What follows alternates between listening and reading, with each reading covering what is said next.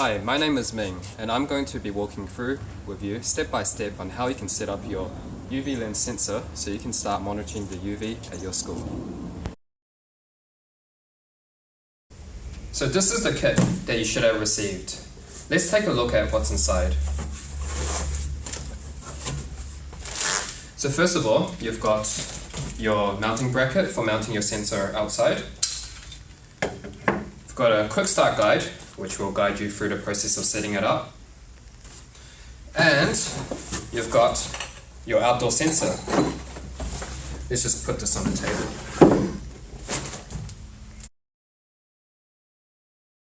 So firstly, we want to set up our outdoor sensor. So let's take a look inside here. We've got everything you need to set this up outside, but we'll first start off with the sensor itself. So this piece of hardware here is what sits outside and measures everything to do with the environment, including the UV. So we've got a little wind meter, a little solar panel, and something to mount it to the pole. So step one is to mount the wind vane, and this tells the sensor which direction the wind is coming from. And inside your box you should find a little package with the wind vane. So just unpackage this. Cool. So what you want to do is align this key slot with the key slot inside the wind vane and push it in. Cool. And once this is in, you want to tighten the screw using the little provided hex key. So just insert the hex key into the little hex slot and tighten it up. Cool. Nice and stable. So now you've installed the wind vane, next step is to put the batteries in. Inside your kit, you should receive a packet of AA rechargeable batteries. So first of all, locate the battery compartment in the sensor. For this, you'll need a Phillips screwdriver, which I have handy here.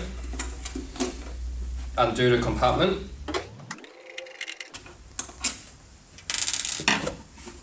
Make sure you don't lose the screw. Give it a bit of a nudge. Great. Now you've got access to the battery compartment. Install the AA batteries. Cool. And let's use some box cutters.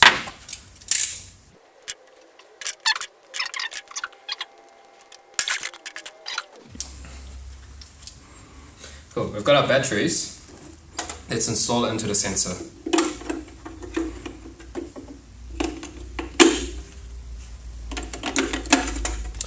And if you've installed it properly, you should see a little red light on the bottom of the sensor. Great. So now what we want to do is put the battery compartment back on, put the screw back in,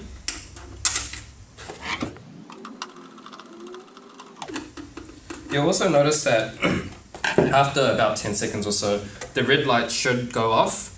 And if you watch it, about every 16 seconds, it should flash once. Right. Great, so now our batteries are installed. Now the final part is to install the mounting pole. Inside your kit, you should see this stainless steel tube. This is attached directly into the sensor, so you can mount this onto our larger pole on the side here. So to install this, first of all you want to remove this little plastic cap. To remove it, you want to twist it counterclockwise and just pull it out. Take your stainless steel pole and find a side which has the two grooves at the edge, and you want to align these grooves to the little plastic edge inside the sensor. What I'd like to do is insert the pole, give it a twist, and you'll hear it click in. Cool, so once that's clicked in, you want to put the plastic ring over, align it with the slot, push it right in and twist it clockwise to lock it in place. And this should be pretty stable now. Great, so that's our outdoor sensor assembled. The last step you want to do is just remove the little black cover over the solar panel.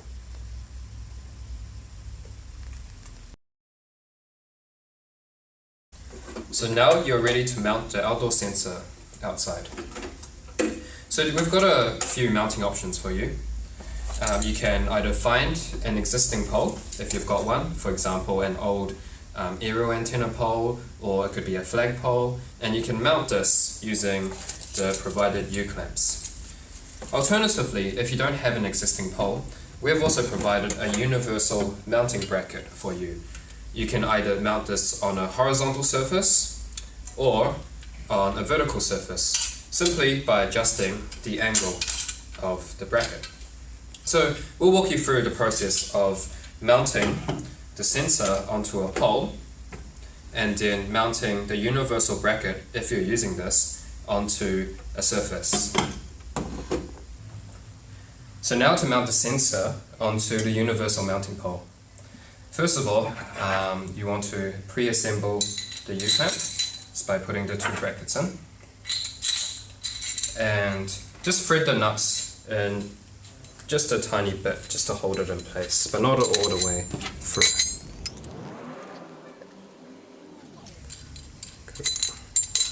Right. I find the easiest is to lay the universal mounting pole onto a flat surface. You can insert one end of the U-clamp onto the pole and just slide in the sensor into the other end. Hold it in place and then just tighten the nuts with your fingers.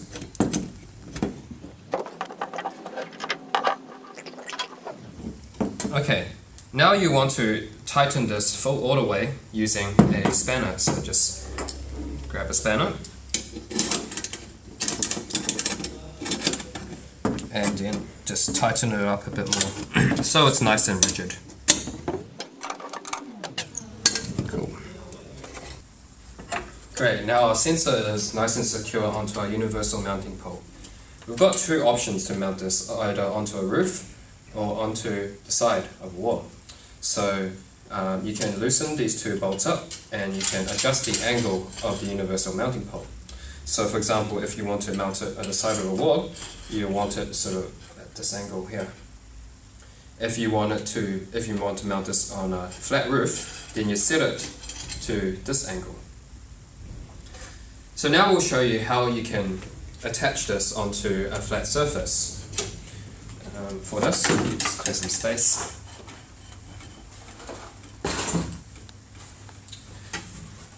We have this block of wood for demonstration. Cool. So first of all, you want to make sure you set the right angle on the pole, so find the angle you want and tighten the bolts up with your fingers first. Let's make sure it's nice and vertical. Cool. And then tighten the rest up using a spanner.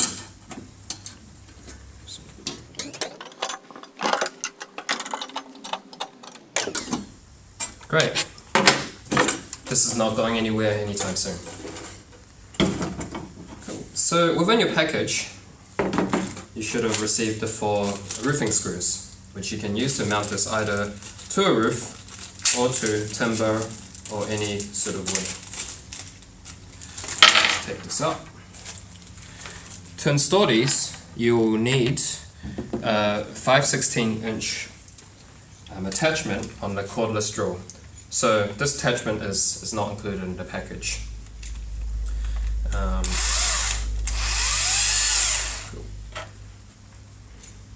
So it should fit the roofing screw.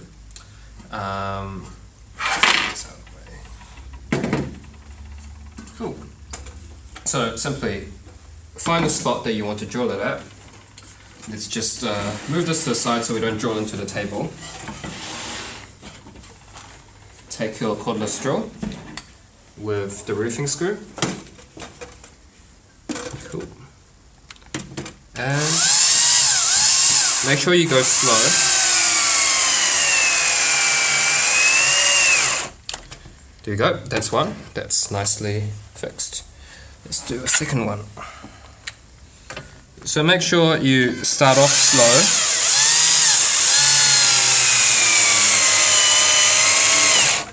Great. That's two. So now you just want to put the last two on.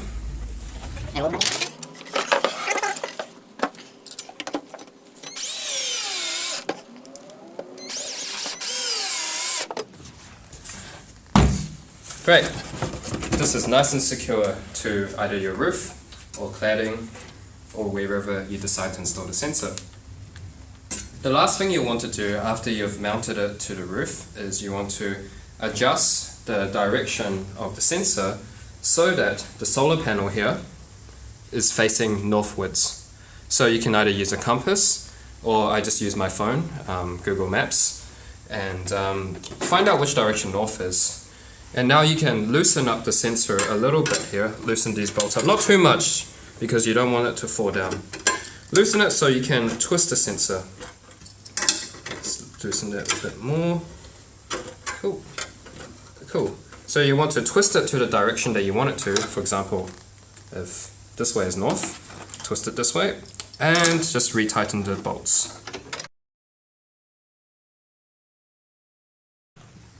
So the reason why you want this facing north is because the solar panel needs to face the sun during most of the day. Because the sun rises from the east and sets in the west, it will travel in the southern hemisphere from east to west, passing through north. So the final step is to install your indoor receiver. So out of the box, you'll find the receiver itself.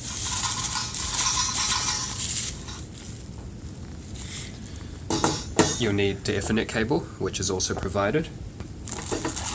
And finally, the power adapter. So you'll want to take the indoor receiver to the server room. Locate the switch that you want to plug the receiver into. So I'll use this one for now. Plug the other end of the Ethernet cable into the receiver.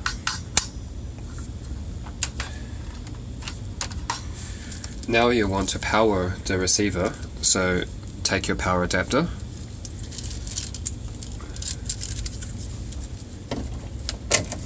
plug it into the wall,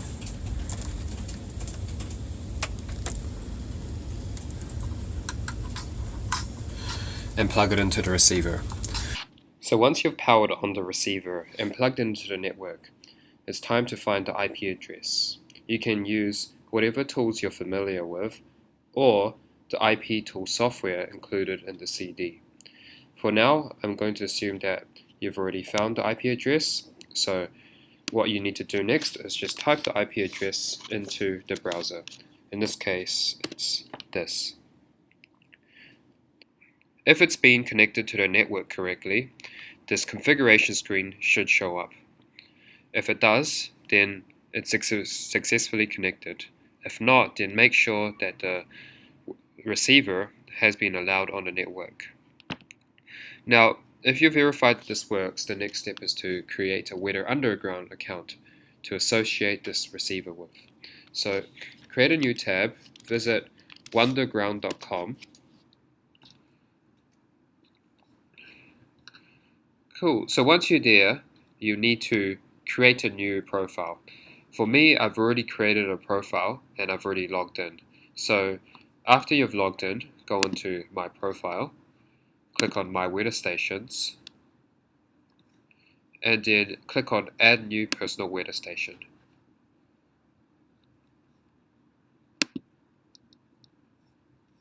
Cool.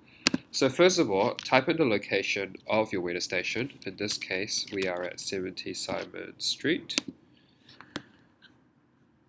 And then This should be calculated automatically, the elevation, but you do need to place this value in, which is how high the sensor is above the ground. Once you're satisfied, click Verify Location, and then fill in a few details. For example, for us, we are on Simon Street, organization Spark 64 Limited. You can choose to put your website in if you wish, generally your school website. And for the station hardware, choose Ambient Weather 1400 IP. Great. Just this is up to you whether or not you want to receive the notifications. I'm going to keep this ticked because if my sensor goes down, they'll send me an email. And no, I don't want to receive the newsletter. Cool. So once this has successfully been submitted, in a moment, you should see that you will be assigned an ID and password. Let's give some time. Great. So I have this ID assigned to me and this password. So what you will need to do is copy this station ID. Well, first go back into the configuration page, go to Weather Network, paste station ID into the station ID field. You can leave everything else as default, and then copy and paste the station key and password to the password. Now hit apply. It'll say submit configuration, just click OK to continue. Now you'll need to go onto the calibration. Once you're on the calibration page, you will need to add a value to the wind direction offset. That's because we are in the southern hemisphere and we've had to mount our sensor in the opposite direction. Therefore, we need to rotate the coordinate system by 180 degrees. So just put 180 into wind direction offset and hit apply. Click OK. Great, so that's it. Now we'll check the sensor station to make sure all the lights are on correctly. After a few minutes, if everything has been set up correctly, then your outdoor and server light should be on.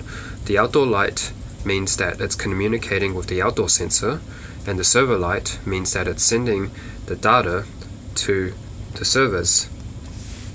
So if any of these lights are not on, please consult the troubleshooting section of our manual.